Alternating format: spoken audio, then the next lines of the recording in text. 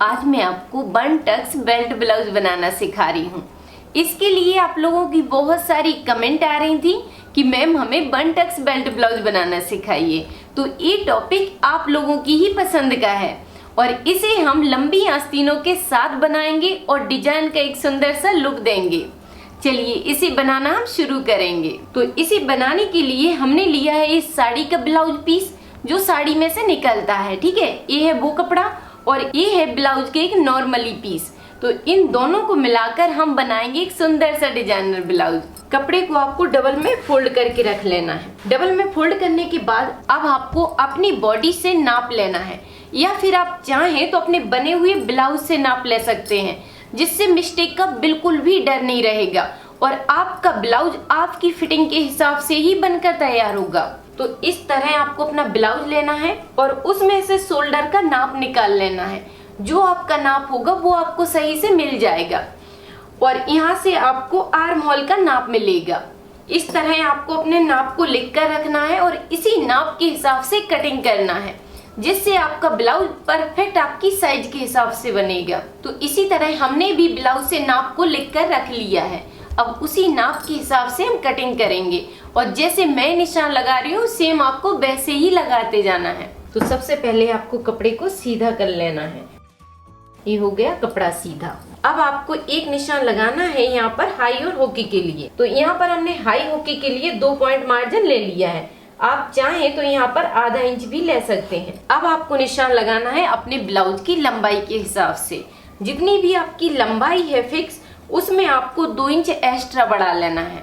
तो जैसे कि मुझे इसे तैयार करना है 14 इंच में, तो ये हो गया फिक्स 14 इंच। 1 इंच बढ़ाया जाएगा इसमें पफ की लूजिंग के लिए, तो ये हो गया 15 इंच और 1 इंच लेंगे मार्जिन के लिए, जो नीचे की साइड बेल्ट में जॉइंट होता है और आधा इंच ऊपर की साइड जॉइंट होता है। इसलिए यहाँ पर हमने 2 इंच को एक्स्ट्रा बढ़ा लिया। अब इसी तरह आपको इंची टेप को रखना है और यहाँ पर निशान लगाते जाना है। तो जैसे कि इसका आर्म होल आ रहा है 6 इंच पर, टक्स पॉइंट आएगा इसका 10.5 इंच पर और इसका बेल्ट की साइज आएगी 13 इंच पर। तो इस तरह आपको निशानों को लगाना है। उसके बाद इनको स्ट्रेट कर लीजिए। इन निशानों को हमने सीधा कर दिया। तो इस तरह आपको निशानों को मिला लेना है। निशानों को मिलाने के बाद यहाँ पर आपको शोल्डर का नाप रखना है। जैसे कि शोल्डर है इसमें 10, तो 10 का हाफ रख दिया 5 इंच और ये ले लिया हमने सिलाई मार्जिन। अब मार्जिन के निशान से ही आर्म होल के निशान को सीधा करना है। तो आर्म होल के निशान को सीधा करने के बाद यहाँ पर आपको चेस्ट साइज का चौथाई भाग लेना है। तो जैसे कि इस ब्लाउज में चेस्ट साइज है 38 का चौथाई भाग ले लिया हमने 9.5 इंच। ये निशान लगा दिया 9.5 इंच पर। तो नीचे की साइड आपको कमर का चौथाई भाग का निशान लगाना है। यहाँ पर लगा दिया हमने कमर की चौथाई भाग का निशान और उसके बाद 3 इंच यहाँ पर एक्स्ट्रा बढ़ा लिया है टक्स के लिए। ये बढ़ा दिया है टक्स के लिए, ठीक है। और ये हो जाएगा इसका मार्जिन। अभी हमने ऊपर की साइड निशान लगाया था चेस्ट का चौथाई भाग और यहाँ पर लेना है आपको मार्जिन बढ़ाते हुए। अब इस निशान को इस निशान से हम मिला देंगे। तो ये हो गया है मार्जिन का। तो ये हो गया मार्जिन का निशान। उसके बाद यहाँ पर हमें गले की साइज का निशान लगाना है। तो ये निशान लगा दिया हमने 2.25 इंच पर। 2.5 इंच में ये तैयार हो जाएगा। अब यहाँ पर निशान लगाना है हमें लंबाई के हिसाब से। जैसे कि अगर आपको गला तैयार करना है 6.5 इंच में, तो यहाँ पर निशान आता है 7 इंच पर, क्योंकि आधा इंच सिलाई मार्जिन में चला जाता है। और यहाँ पर निशान लगा देंगे हम 2.25 इंच पर। यहाँ पर थोड़ी सी इसमें गहराई दे देंगे। अब इस निशान को बस इस तरह बॉक्स बनाना है आपको और उसके बाद इसमें गुलाई बना दीजिए। अब यहाँ पर हमने इसको थोड़ा सा झुकाव दे दिया। 2 पॉइंट के हिसाब से आपको तिरछा करना है। उसके बाद बस इसमें हमें गहराई देना है। तो 1 इंच के हिसाब से आर्म होल में गहराई बना दीजिए इस तरह। तो ऊपर के निशान तो इसके पूरे हो गए हैं। अब आपको ध्यान देना है टक्स में। टक्स का निशान आपको कैसे लगाना है आप अपने पुराने ब्लाउज से समझ लीजिए। अगर आप मुझसे घर बैठे कंप्लीट सिलाई सीखना चाहते हैं, एक एक्सपर्ट बनना चाहते हैं, तो आप मेरा लेडीज टेलरिंग कोर्स को ज्वाइन कर सकते हैं। और ज्यादा जानकारी के लिए आप राधिका ट्यूटोरियल्स का ऐप डाउनलोड कर लीजिए, उस पर आपको सारी जानकारी मिल जाएगी। या फिर आप इस नंबर पर व्हाट्सएप करिए, उस पर भी आपको सारी जानकारी मिल जाएगी। जो बीच की ये टक्स होती है, इसकी जो भी यहाँ से दूरी है, बस यही आपकी टक्स की साइज आएगी। जिस साइज का भी आप बना रहे होंगे, इस बीच की टक्स से आपको दूरी को नाप लेना है। तो जैसे कि इसकी दूरी आ रही है 4 इंच, तो ये निशान लगा दिया हमने 4 इंच पर। इस मार्जिन को छोड़ते हुए यहाँ पर हमने निशान ले लिया है। अब इस निशान को आपको इस तरह लेना है। इसकी लंबाई रखी है हमने 3.5 इंच। इस तरह आपको निशान नीचे तक ले जाना है। इस टक्स की लंबाई को आपको 1.25 इंच नीचे की साइड बढ़ा देना है। इसको इस तरह लिया। अब यहाँ पर ध्यान दीजिए कि इसको आपको इस तरह गुलाई लेते हुए आना है और ये टक्स की जो लाइन है उधर मिला देना है इस तरह। ये निशान इस तरह मिल गया। अब यहाँ पर आपकी जो टक्स की दूरी होती है उसे चेक कर लीजिए कि इसका निशान जो हमने 3 इंच पर लगाया था उसे पहले ले लीजिए इस तरह। 1.5 इंच इस साइड और 1.5 इंच रहेगा इस साइड। ये है टक्स की साइज। क्योंकि इसमें पफ बन रहा है जो वो सिर्फ एक टक्स से बन रहा है, तो पूरा मार्जिन आपको इसमें लेना है। जैसे आप इस ब्लाउज में देखेंगे कि इस ब्लाउज में 4 टक्स से पफ बना है, लेकिन एक टक्स के ब्लाउज में सिर्फ एक टक्स से ही पफ बनता है। तो यहाँ पर आपको बस इतना ही ध्यान देना है कि जो प्लेटों का मार्जिन होता है वो पूरा मार्जिन एक टक्स में देना है। अब इस तरह आपको गुलाई से इसको ले जाना है। ऊपर की साइड जाइए और इस टक्स की लाइन से आपको 1 से 1.5 इंच ऊपर की साइड निकाल देना है इस तरह। इस तरह आपको गुलाई से इसको ऊपर की साइड ले जाना है। तो इस तरह आपको निशान लगाना है और इसी निशान पर इसकी कटिंग कर लेना है।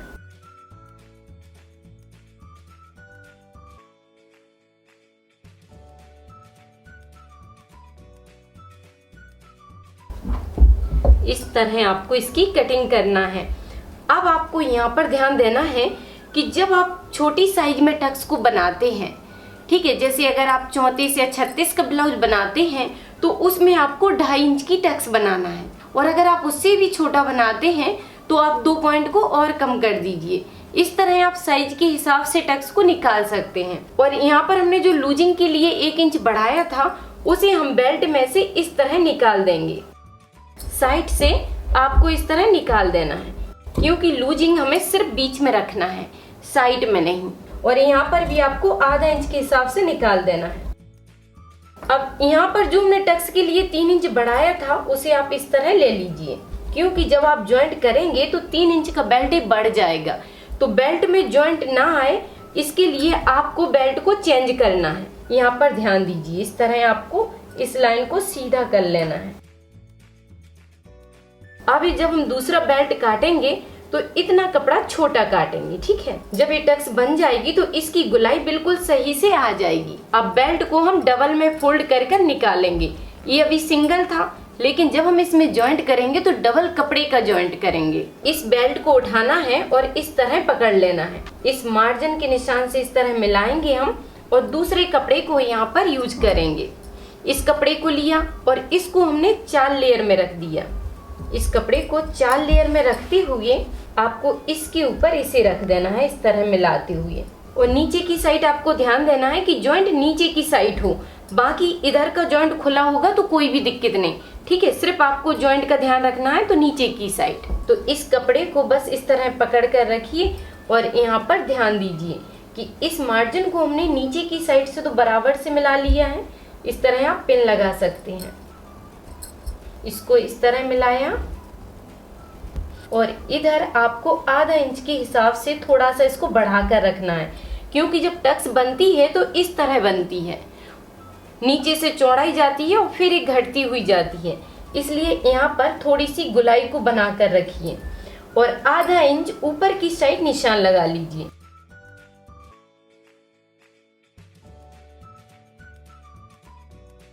अब इस बेल्ट को हम हटा देंगे इस तरह। अब यहाँ से इसका जॉइंट खोल लेना है।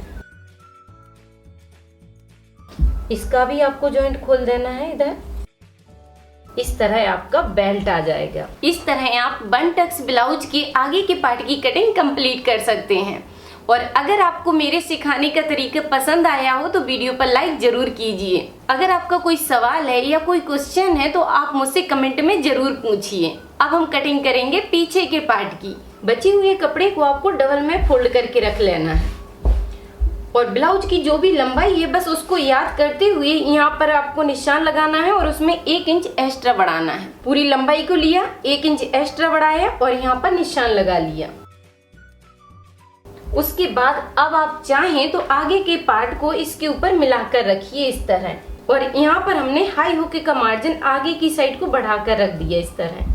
अब आपको यहाँ पर गले का निशान मिल जाएगा आसानी से, और जैसे इसकी कटिंग है वैसे ही निशान लगाते जाइए। यहाँ पर बराबर से आपको आर्म होल मिलेगा और यहाँ पर आधा इंच का थोड़ा सा फासला बढ़ाते हुए निशान को पूरा कर लीजिए।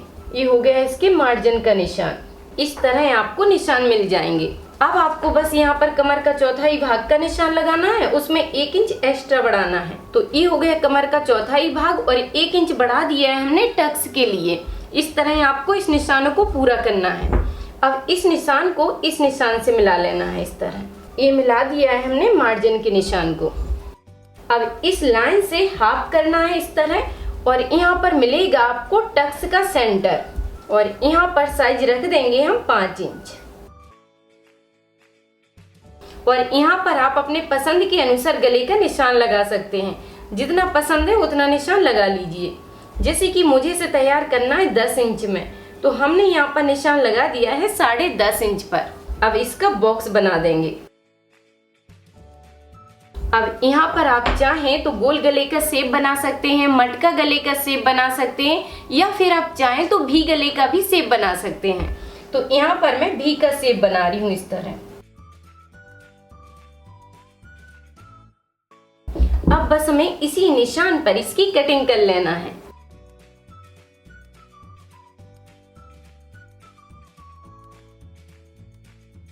इस तरह आप बड़ी आसानी से पीछे के पार्ट की कटिंग कंप्लीट कर सकते हैं।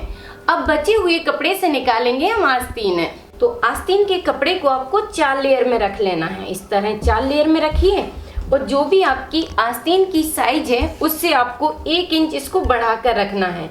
जैसे कि मुझे तैयार करना है 15 इंच का, तो यहाँ पर हमने 1 इंच को बढ़ा लिया है। उसके बाद बस इसी तरह इंची टेप को रखिए और ऊपर से गुलाई के लिए निशान लगा लीजिए। ये लगा दिया हमने 3 इंच पर, और नीचे की साइड लगा देंगे मोहरी के लिए। मोहरी का जो भी आपकी साइज आती है उसका हाफ रखिए और निशान बना लीजिए, और यहाँ पर मार्जिन का ले लीजिए।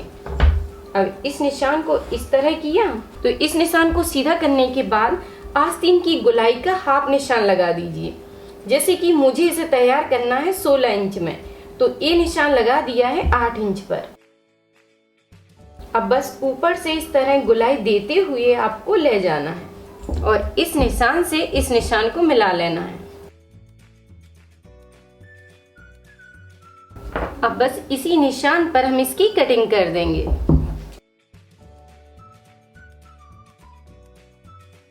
अब इसके 2 पार्ट को पकड़ना है और खोल देना है। अब इसके सेंटर तक एक निशान बनाकर रखिए इस तरह, जिससे आपको सेंटर दिखता रहेगा, और इधर से आपको 1.25 इंच के हिसाब से गुलाई को ले जाना है और इस निशान से मिला लेना है। ये रहेगी आगे के पार्ट की गुलाई। अब आस्तीनों की कटिंग कंप्लीट हुई। तो आस्तीनों की कटिंग करने के बाद आपको उठाना है मेन फैब्रिक और इस पर ब्लाउज के पीस को रखते हुए सेम कटिंग करके निकाल लेना है। तो इस कपड़े को हमने डबल में फोल्ड किया और इसको रखते हुए आपको निकाल लेना है। और साड़ी के पीस को हमेशा थोड़ा सा बड़ा काटा जाता है, जिससे अस्तर से छोटा ना हो।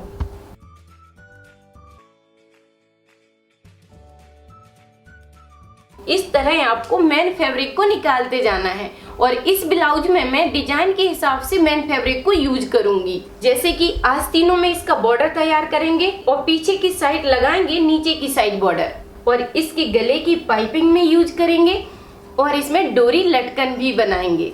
अब हमारी कटिंग कंप्लीट हुई है। अब इसे सिलना शुरू करेंगे।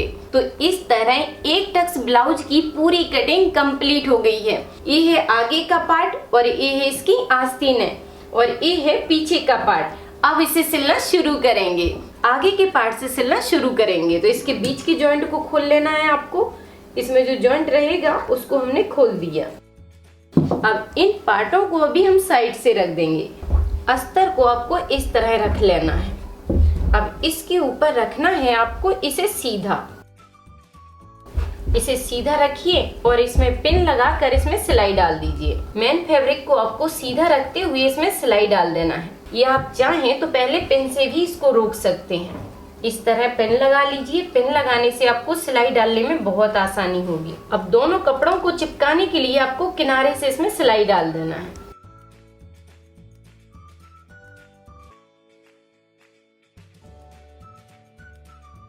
इस तरह आपको सिलाई डालकर अस्तर और मेन फैब्रिक को ज्वाइंट कर लेना है। उसके बाद यहाँ पर जो भी कपड़ा एक्स्ट्रा है उसे काट कर निकाल देना। इस तरह सेटिंग करने के बाद अब हमें टक्स को बनाना है। इस तरह बस मिलाकर पकड़िए और इसमें तिरछी सिलाई डाल लीजिए। इस तरह आपको टक्स बनाना है। टक्स बनाने के बाद इस कपड़े को इस तरह फोल्ड कर दीजिए और इसे अंदर की साइड को हम इस तरह कर देंगे। तो आप देख सकते हैं कि कितना सुंदर इसका पफ बन गया है। अब हमें इसमें बेल्ट ज्वाइंट करना है। तो बेल्ट को हम गले की साइड से ज्वाइंट करेंगे। इस तरह मिलाकर रखिए और गोल घुमाते हुए सिलाई डालते जाइए। आधा इंच के हिसाब से आपको सिलाई घुमा देना है। बस मिलाते जाइए और सिलाई को घुमाते जाइए।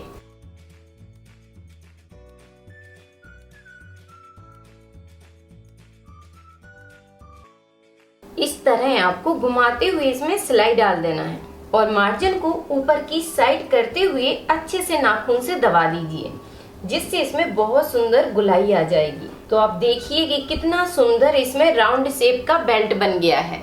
इसी तरह आपको सेम आइडिया से दूसरे पार्ट को भी तैयार करना है। तो आइडिया बिल्कुल सेम रहेगा। तो सेम आइडिया से हमने दूसरे पार्ट को भी तैयार कर दिया है।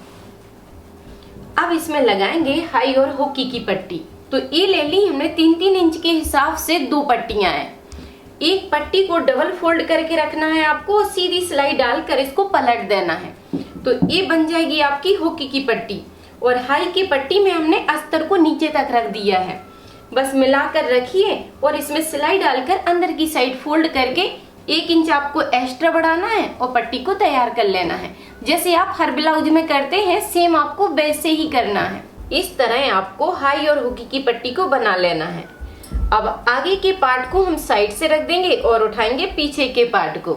ये ले लिया हमने पीछे का पार्ट। इस टक्स को हम डार्क कर देंगे और निशान को दूसरी साइड ले लेंगे। इस तरह ये निशान इस साइड भी आ गया है। यहाँ पर आधा इंच के हिसाब से मार्जिन को लेते हुए टक्स को तैयार करना है। बस इस तरह आपको दोनों साइड निशान बना लेना है और इसी निशान को पकड़ते हुए सिलाई डाल दीजिए। इस तरह फोल्ड किया और तिरछा सिलाई ले जाते हुए कपड़े में मिला देना है।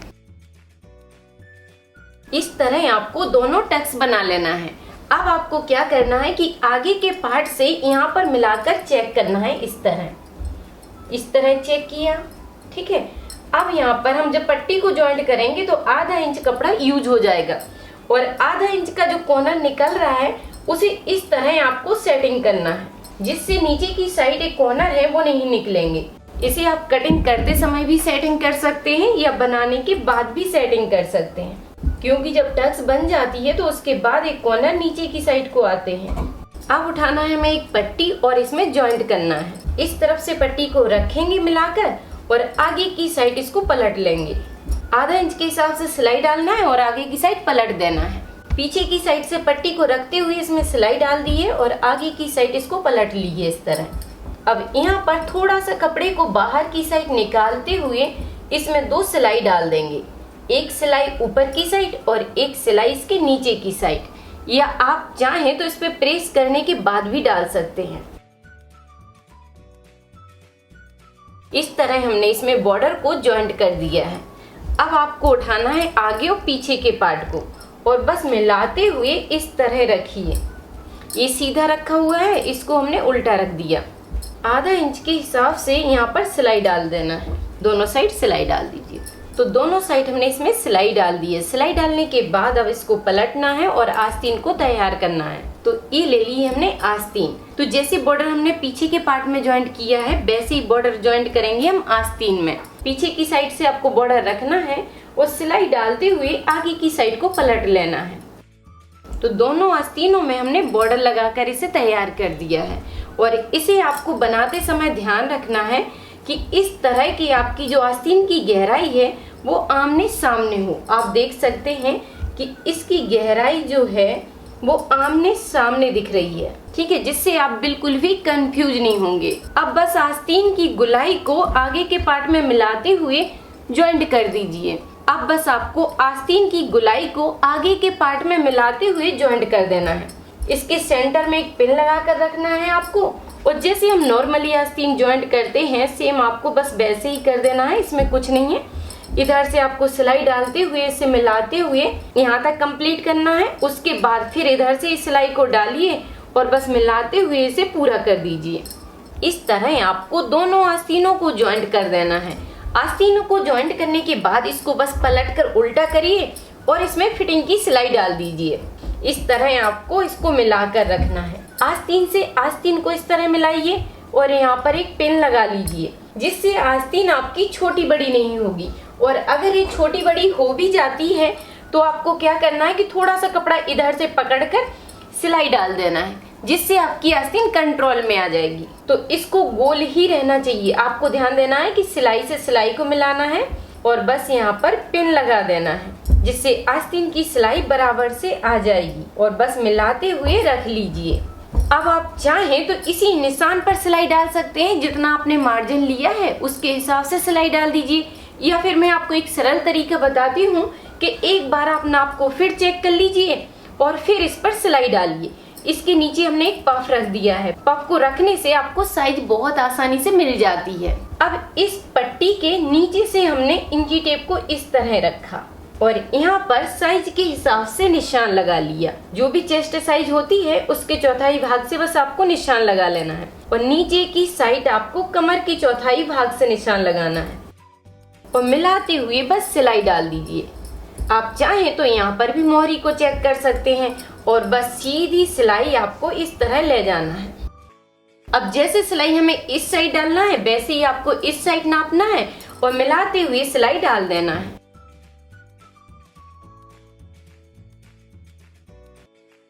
तो इसमें हमने फिटिंग की सिलाई दोनों साइड डाल दी है। फिटिंग की सिलाई को डालने के बाद अब हम इसे सीधा कर लेंगे। इसे हमने सीधा करके रख दिया है।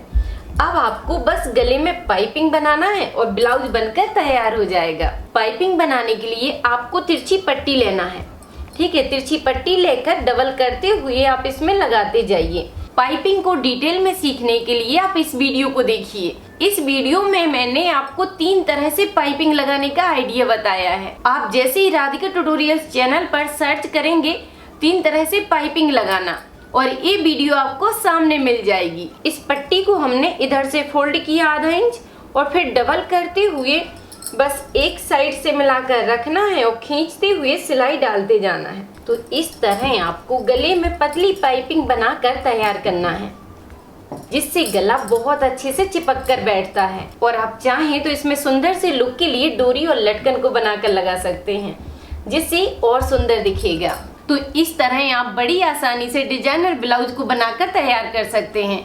और जब आप बनाते हैं तो वीडियो को खोल कर रखिए, जिससे आपको बनाने में बहुत आसानी होगी। अब आप बनाइए, ट्राई कीजिए और वीडियो पर लाइक कमेंट करके मुझे जरूर बताइए कि वीडियो आपको कैसी लगी। थैंक यू, धन्यवाद।